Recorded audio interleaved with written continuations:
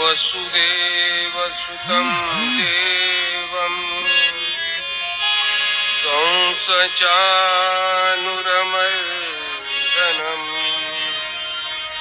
देवकी परमानन्दं कृष्णं वन्दे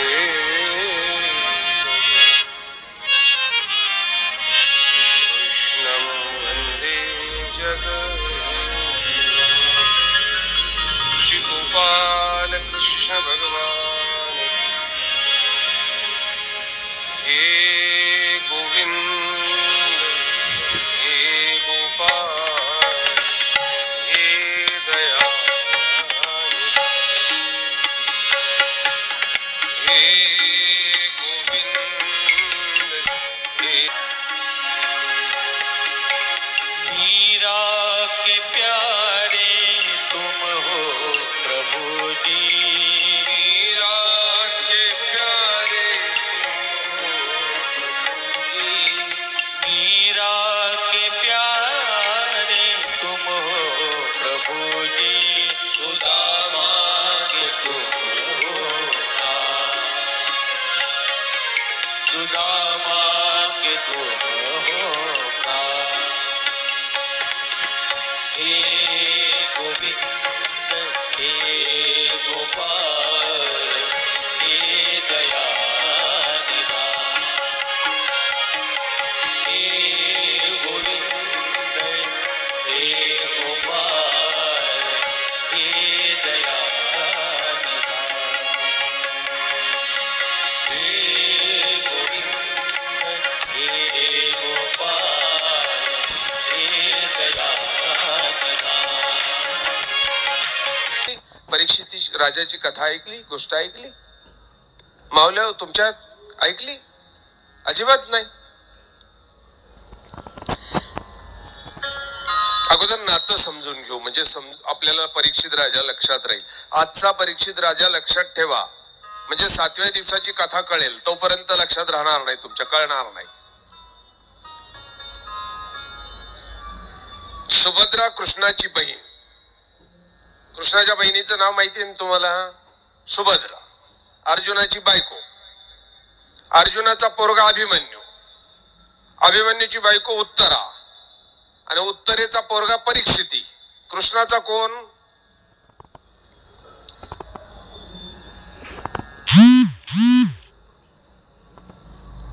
परत सांगू? कृष्णाची बहीण सुभद्रा, अर्जुनाची बायको. सुभद्रेचा पोरगा अभिमन्यू, अभिमन्यूची बायको उत्तरा, उत्तरेचा पोरगा परीक्षिती. कृष्णाचा कोण?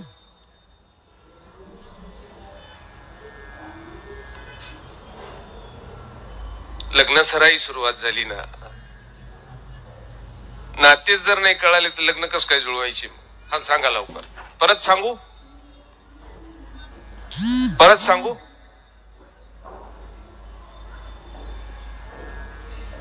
कोण? पाटील मंडळी, बाया म्हणतात नातू आहे. काय नेमकं? हा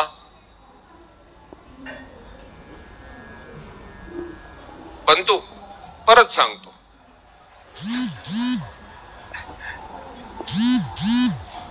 सुभद्रा कृष्णाची बहीण, अर्जुनाची बायको. सुभद्रेचा पोरगा अभिमन्यू, अभिमन्यूची बायको उत्तरा, उत्तरेचा पोरगा परीक्षिती. कृष्णाचा कोण? पटकन. बाया नातू म्हणतात, तुम्ही कोण असलं पाहिजे? आठोबा पाटील म्हणजे लवकर सांगा. हा कोण आहे? नातू आहे. राजा धर्मानं आता परीक्षितीला कली धर्म सांगितला. कृष्णानं सांगितलं धर्मात थांब, कली धर्माचं निरूपण कर. 7 दिवस तुला मुदत देतोय, 7 दिवस. कलियुगामध्ये थांब, कारण या कलियुगाचं हवा पाणी दोन्ही चांगलं नाही. दोन्ही चांगलं नाही. तो बिना अन्न पाण्याने 7 दिवस थांबायचा आहे. त्याला कली धर्म आपलं राजधर्माचं निरोपण करायचं आणि मुकाटपणे घरी यायचं. स्वर्गाच्या दिशेनं प्रस्थान करून पोहोचायचा. राजा धर्म थांबला. कृष्ण प्रभू निघून गेले आणि धर्मराजानं परीक्षितीला 7 अहोरात्र राजधर्माचं निरोपण केलं. बघा, लक्षात घ्या की राजानं स्वतःचा धर्म कसा पाळावा, प्रजेशी वागावं कसं, राजधर्म सांगितलं. सातव्या दिवशी धर्मराज वाट पाहण्यापूर्वीच यमलोक आली. यमांना पाहिलं तसं धर्मराजाला मोठं वाईट वाटलं. अरे,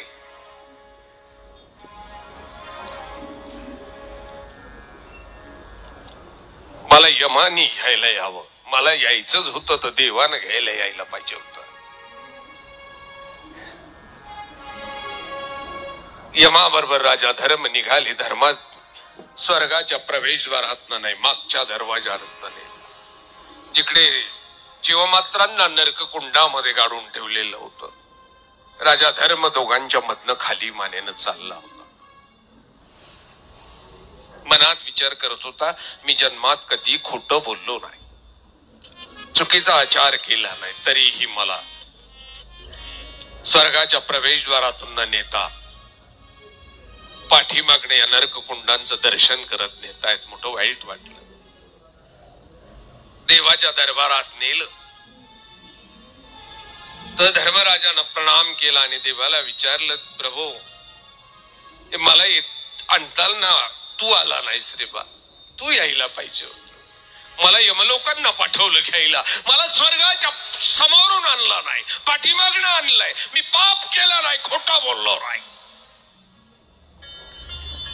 देवानं मात्र स्मित हास्य करून धर्माला सांगितलं, धर्मा,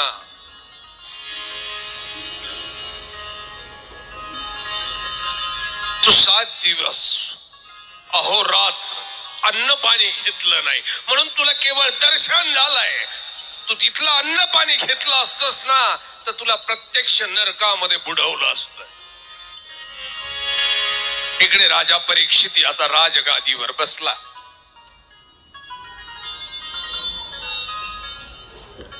राज्यकारभार सुरुवात झाला. 10-15 वर्ष उलटली. राजा परीक्षिती आता तरुण झालेला होता आणि एक दिवस हा राजा परीक्षिती सैन्य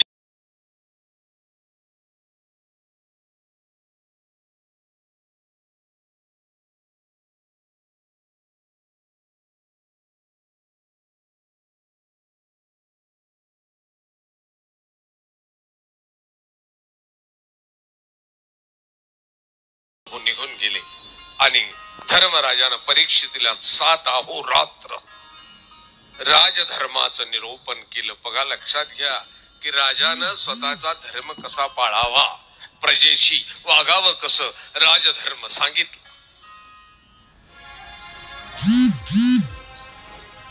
सातव्या दिवशी धर्मराज वाट पाहण्यापूर्वीच यमलोक आली. यमांना पाहिलं तसं धर्मराजाला मोठं वाईट वाटलं. अरे,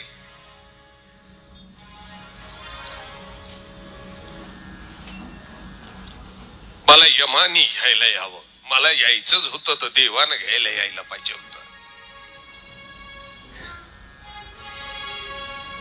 यमाबरोबर राजा धर्म निघाले. धर्मात स्वर्गाच्या प्रवेशद्वारातनं नाही, मागच्या दरवाजातनं नेलं, जिकडे जीवमात्रांना नरक कुंडामध्ये गाडून ठेवलेलं होतं. राजा धर्म दोघांच्या मधनं खाली मानेनं चालला होता. मनात विचार करत होता, मी जन्मात कधी खोटं बोललो नाही, चुकीचा आचार केला नाही, तरीही मला स्वर्गाच्या प्रवेशद्वारातून न नेता पाठीमागणे या नरक कुंडांचं दर्शन करत नेतायत. मोठं वाईट वाटलं. देवाच्या दरबारात नेलं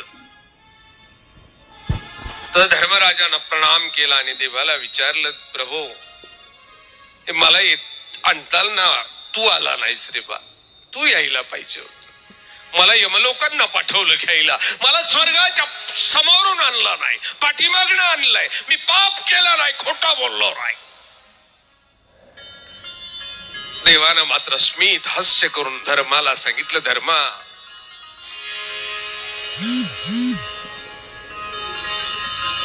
तू 7 दिवस अहोरात्र अन्न पाणी घेतलं नाही म्हणून तुला केवळ दर्शन झालंय.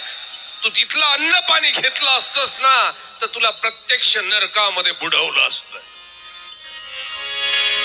इकडे राजा परीक्षित आता राजगादीवर बसला.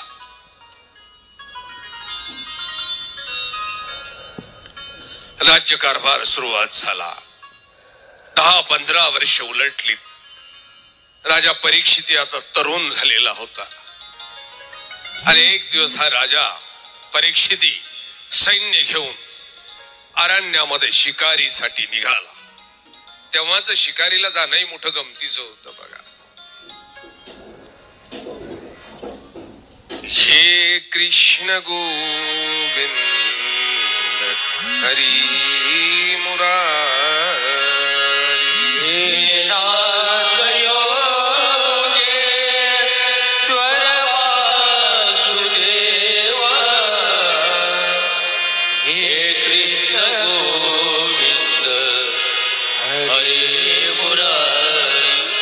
शिकारीला जाणंही वेगळं होतं. 100-200 सैनिक, घोडे, हत्ती, रथ लाव जमासा घेऊन 1-2 महिने शिकारीला ही मंडळी जायची. राजे मंडळी अपरीक्षित निघाला. हे लाव लष्कर घेतला, खोल अरण्यात गेला आणि परीक्षिती राजाला तहान लागली बघा. सेवकांना सांगितलं, अरे तहान लागली रे, पाणी पिण्याची व्यवस्था करा. एका घनदाट वृक्षाच्या सावली खाली हा सर्व लवाजमा थांबला. रथ सोडली, घोडे सोडली, तर रावटी दिली. राजा बसला. या वटवृक्षाच्या सावलीमध्ये लांब एक संन्यासी मात्र डोळे लावून परमेश्वराचं नामस्मरण करत होता बघा. डोळे लावून राजा आला, घोडे आले, हत्ती आली, लाव आलं, लष्कर आलं. त्या ऋषीने मात्र डोळे उघडली नाही. त्याला कळालंच नाही, कळतच नाही. परमेश्वराशी नामस्मरणामध्ये संधान साधलं की बाह्य जगाचं नातं संपून जात असतं बघा. आपलं तसं होतच नाही कधी. परमेश्वराशी संधान कधी साधलं तुमचं? तुम्हाला जगाचा विसर पडला?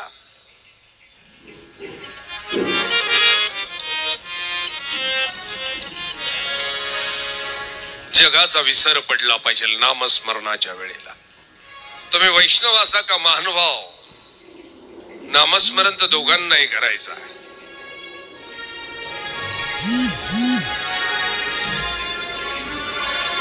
नामस्मरण दोघांनाही करायचं.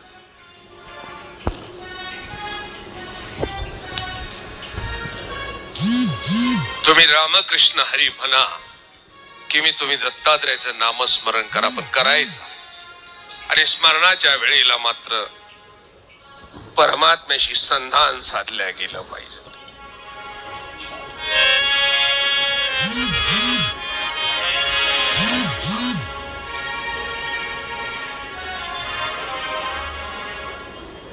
परमेश्वर भेटीचा ध्यासही मनामध्ये असला पाहिजे.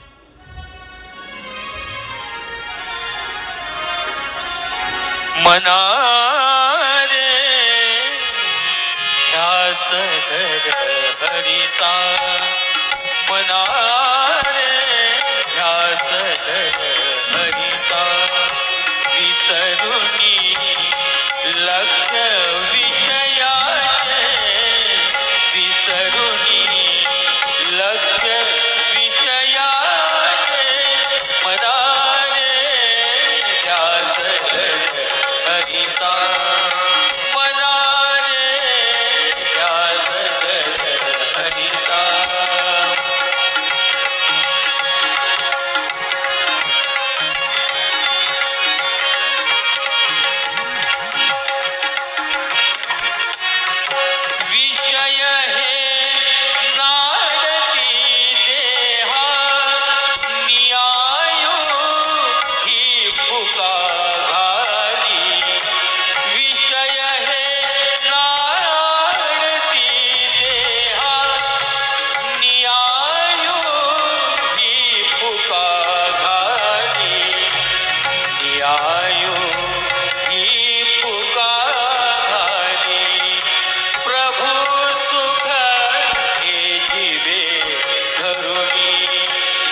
प्रभू सुख घेतले धरुणी न भय मग जन्म मरणाचे न भय मग जन्म मरणाचे मनाने ध्यास हरिता मनाने ध्यास हरिता विसरुनी लक्ष विषयाचे विसरुनी लक्ष विषयाचे मनाने ध्यास हरिता मनाने ध्यास हरिता.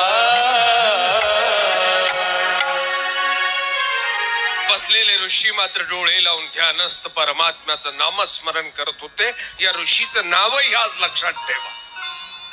परीक्षिती लक्षात ठेवा, नातं लक्षात ठेवा आणि या ऋषींचं नावही लक्षात ठेवा. या ऋषींचं नाव आहे अमन ऋषी. राजाचं जलपान झालं, ऋषी मात्र तसेच बसलेले होते.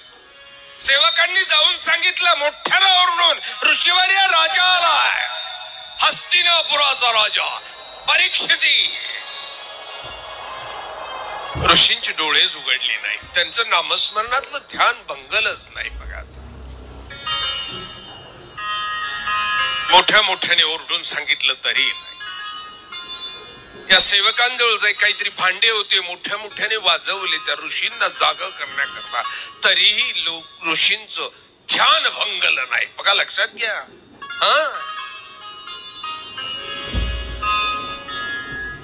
या सैनिकांना वाटलं हा ऋषी ढोंगी आहे, नाटकी आहे. हा राजाला भुरळ पाडण्याकरता डोळे लावून गपचूप बसलेला आहे की मी फार मोठा संत आहो, दाखवतोय. त्यातल्या एकानं सांगितलं, अरे याची खोड मोडून टाका रे. आणि इतक्यात सळसळणारा एक साप लांबून जाताना दिसला. तसं सैनिक धावलीत, साप मारला, बाणाच्या टोकाने उचलला आणि अमन ऋषीच्या गळ्यात टाकून दिला. राजा निघून गेला, सैनिक निघून गेली आणि सायंकाळच्या वेळेला अमन ऋषीचा मुलगा ऋषी शृंग, ज्याला शिंग फुटलेली होती म्हणतात, तो आपली शिंग जमिनीत खुपसायचा, वर पाय करायचा आणि नामस्मरण करायचं, तपसाधना. सायंकाळच्या वेळेला हा ऋषी शृंग रानात आला. ज्याच्या तपसाधनेच महत्व चक्रधर स्वामी आपल्या लीळा चरित्रात सांगतात की ऋषी शृंग स्त्री पुरुष ऐसा भेद न जाणे. स्त्री आणि पुरुषातला भेदच त्याला माहित नव्हता. इतकी दांडगी तपसाधना या ऋषी शृंगाची होती. लांबन पाहिलं आपल्या बापाच्या गळ्यात कुणीतरी मेलेला साप घातलाय हे टाळणे केले आणि ऋषी शृंगाच्या तोंडातनं शब्द बाहेर निघाले, ज्याने कुणी माझ्या बापाचा अपमान केला असेल तो 7व्या दिवशी सर्पदंशाने मरण पावेल. त्याचा सर्पदंशाने 7व्या दिवशी मृत्यू होईल. ऋषी शृंगाच्या तोंडातली शब्द बाहेर निघाली आणि अमन ऋषीने डोळे उघडले. मुलाच्या शब्दानं पोळला. मुलाला विचारलं, बाळा काय केलंस रे बा, वेडा आहेस का?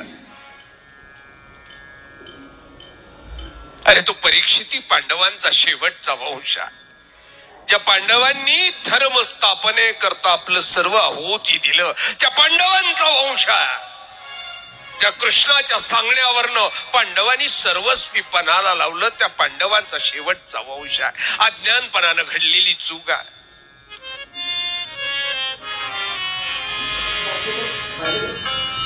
आता अमन ऋषी उठले, हस्तिनापुरात राजा परीक्षितीला जाऊन भेटले. परीक्षितीने प्रणाम केला आणि अमन ऋषीने सांगितलं, राजा माझ्या मुलानं शाप दिलाय तुला, 7व्या दिवशी तुझा सर्पदंशाने मृत्यू होईल. संन्याशाच्या तोंडावरचा शब्द आहे, जिभेवरचा शब्द आहे, तो निघाला खोटा होणार नाही, माघारी फिरणार नाही. संन्याशाच्या जिभेवरचा शब्द आहे. 7व्या दिवशी तुझा मृत्यू होणार आहे सर्पदंशाने. बघ 7 दिवसात तुला तुझ्या आत्म्याचं कल्याण करता येतं का? राजा परीक्षितीने अमन ऋषीच्या पायावर डोकं ठेवलं. अमन ऋषी निघून गेले आणि परीक्षिती राजा आता ऋषी मुनी संत ब्राह्मण सर्वांना बोलवलं आणि सांगितलं, मग जो जगण्याकरता 7 दिवस आहेत, मला 7 दिवसातच माझ्या आत्म्याचं कल्याण करायचं आहे. असा कुठला मार्ग आहे ज्यामुळे मी माझ्या 7 दिवसात आत्मकल्याण करेन? सज्जनो, तुमच्याजवळ 7च आहे. अमन परीक्षिती राजाजवळ 7च होती. फरक समजून घ्या. तुम्ही आम्ही 7च दिवस जगतो. राजा परीक्षिती 7च दिवस जगणारा होता. 8वा दिवस कोणी जगत नाही, कोणालाच जगता येत नाही. बघा, आज कोण वार आहे? मोजा. कोण वार आहे आज? अरे मंडळी, वार तर सांगा रजो. नाते सांगता येत नाही, लग्न जुळवता बावळ्यावानी. हा, कोण वार आहे? शनिवार. कोण वार? कोण वार आहे मावल्या? शनिवार, रविवार, सोमवार, मंगळवार, बुधवार, गुरुवार, शुक्रवार, परत शनिवारच आहे. किती दिवस जगाल? आजी चष्म्यावाली आई, किती दिवस जगायचं? 7च दिवस आहे. त्याला कळालं, आम्हाला कळत नाही. परीक्षितीला कळालं 7 दिवस आहे. ऋषीमुनींपुढे ठेवलं. आता ग्रंथ पाहायला लागली. चर्चा झाली आणि शेवट परीक्षिती राजाला सांगितलं, राजा,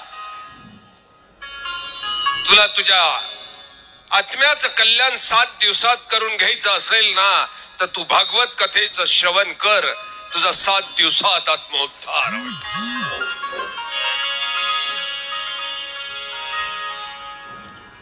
राजा परीक्षितीने आता शुकयोगींद्रांना विनंती केली. मंडप टाकला. आंब्यांच्या डहाळींचा मंडप टाकला. गाईच्या शेणानं व्यासपीठ सारवलं. शुकयोगींद्र व्यासपीठावर विराजमान झाले. परीक्षिती समोर बसलाय. चारी बाजूना अगदी तो राजमहालाचा कडेकोट अगदी पहारा आहे. चिरेबंदी वाडा आहे. चारी बाजूनं प्रधानमंत्री बसली आणि शुकयोगींद्र आता भागवत कथेचा पहिला अध्याय पहिल्या दिवशी सांगायला लागले. पहिला दिवस संपला, दुसरा दिवस संपला, तिसरा संपला, चौथा संपला, 5वा संपला, 6वा दिवस झाला. तुम्ही ऐकलेली कथा थोडी वेगळी आहे. लक्षात घ्या, मी सांगतो ती कथा थोडी वेगळी आहे. तुमच्यातल्या काही म्हाताऱ्या लोकांनी ही कथा ऐकलेली असेल की राजा परीक्षितीला असा शाप मिळतो की तुला सर्पदंशानं तुझं 7व्या दिवशी मरण होईल. आता म्हाताऱ्या बाया लक्षात घ्या, म्हाताऱ्यांच्या लक्षात असेल, पुरुष मंडळी आपल्या सुद्धा, की राजा परीक्षितीला सांगितलं साप येणार आहे, तुला चावणार आहे, तू मरून जाणार आहे 7व्या दिवशी. मग तो राजा परीक्षिती एक खांब उभा करतो. त्या खांबावर महाल उभा करतो काचेचा. मग त्याच्यात जाऊन बसतो. चारी बाजूनं पाहत राहतो. पारेकरी असतात. मध्ये काही जाऊ द्यायचं नाही की जेणेकरून साप प्रवेश करेल. जागता पहारा तो होता. तुम्ही ऐकलेली कथा आहे. जागता पहारा होता. मग पहिला, दुसरा, तिसरा, चौथा, 5वा, 6वा दिवस गेला. 7वा दिवस उगवला. आता कडेकोट पहारा निर्माण झाला होता. चारी बाजूने शस्त्रधारी सैनिक उभी राहिली आणि 4 वाजेच्या दरम्यान एक बाई बोरं विकायला निघाली. डोक्यावर पाटी घेऊन अगदी पिवळे बोरं दिसली, नारंगी केशरी बोरं दिसली. राजाच्या तोंडाला पाणी सुटलं. तुम्ही कथा ऐकलेली अशीच आहे ना, राजाच्या तोंडाला पाणी सुटलं. मावल्या, तुम्ही ऐकलेली ना अशी? राजाच्या तोंडाला पाणी सुटलं. राजानं सेवकाला सांगितलं, अरे बोरं आणून द्या मला खायला. सेवक गेले, बोरं आणली, राजाजवळ दिली. राजानं बोर फोडलं. बोरात आळी निघाली. आळीचा साप झाला. परीक्षितीला चावला आणि परीक्षिती मेला. अशीच ऐकली ना तुम्ही?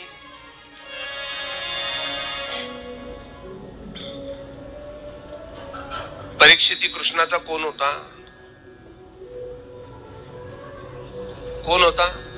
नातू होता. कृष्णाचा नातू इतका मूर्ख असेल का की काचेच्या पेटीत स्वतःला बंद करून मृत्यू थांबवता येईल एवढी त्याला अक्कल नव्हती का? अर्जुनाचा कोण होता? अर्जुनाचा कोण होता? परीक्षिती नातू. मग अर्जुनाचा नातू इतका मूर्ख होता का?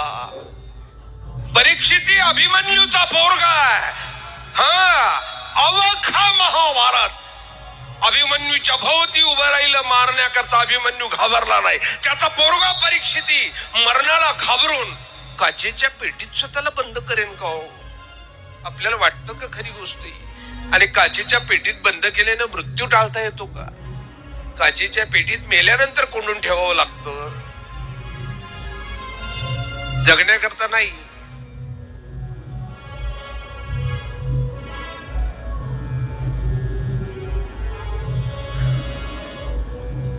कथा बघा कशी आहे. तुम्ही उद्या लवकर या, आपण जरा लवकर सर्वे जमा हो. आपल्याला कृष्ण जन्मही उद्या करायचा आहे, बरोबर? उद्या कृष्ण जन्मही करायचा. तुम्ही कृष्ण जन्माची कथा ऐकलेली आणि मी सांगेल या दोघांमध्ये बदल राहील. तुम्ही ऐकलेला कृष्णाचा जन्म वेगळा आहे, मी सांगेल तो वेगळा आहे. मग तुम्ही ऐकलेलाच आहे, पण वेगळं ऐकण्याकरता तुम्ही वेळेत या. बरोबर आपण 6 वाजता सुरुवात करू, म्हणजे 8:30 पर्यंत आपल्याला वेळ मिळेल. नेमका आता काय झालं, 5च मिनिटं वेळ आहे.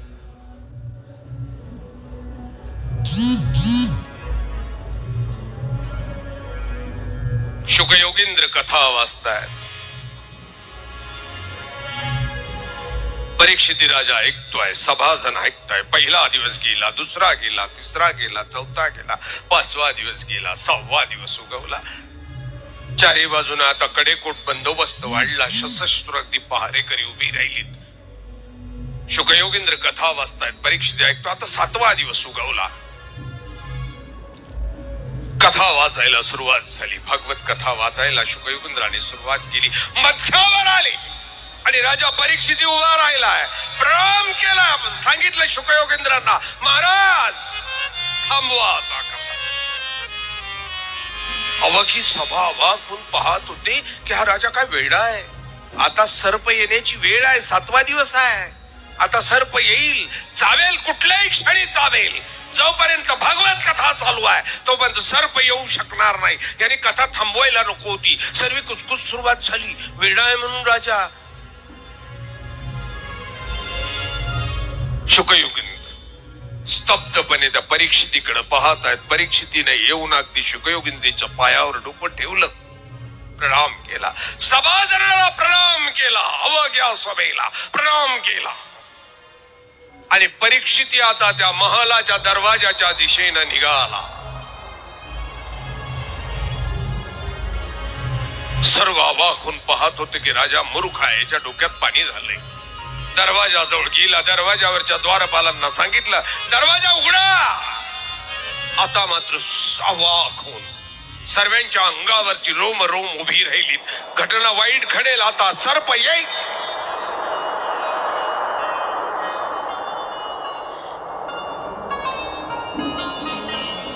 द्वारपालांनी दरवाजा उघडला. राजा परीक्षिती योगी दादा बाहेर गेला.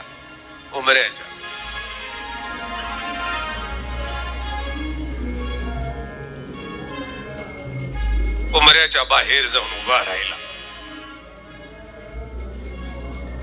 आणि मरणाला आवाज दिला. मरणाला सांगितले, मरणा चल बा चल, कथा ऐकायला चल. मी ऐकली. जी कथा ऐकून माझं मरणच मरून गेलंय बघा.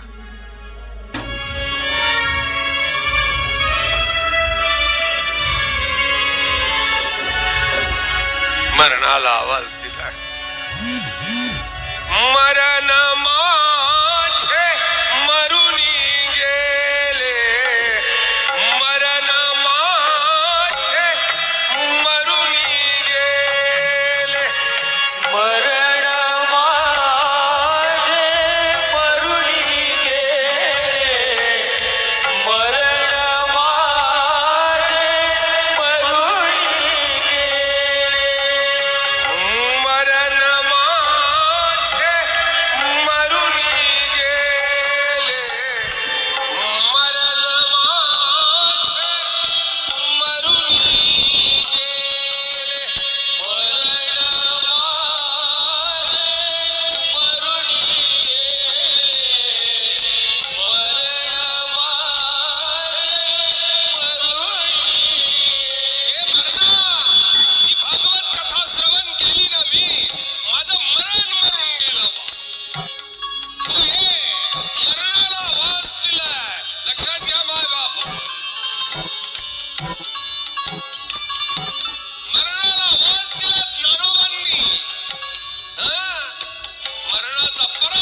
केला, संजीवन समाधी झाली बघा.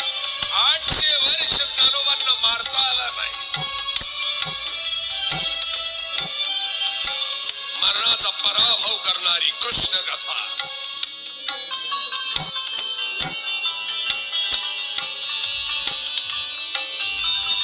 मरणाला सांगितलं तुला अमर व्हायचंय ना, तू कृष्ण कथा ऐक, तूही अमर होऊन जाशील.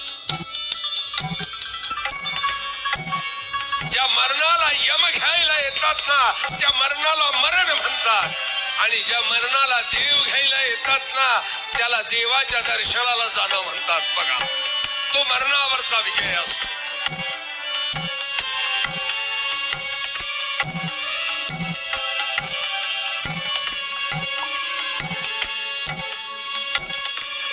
तुम्हाला मरायचं की मरणाला विजयी करायचं, हा आपला प्रश्न आहे ना.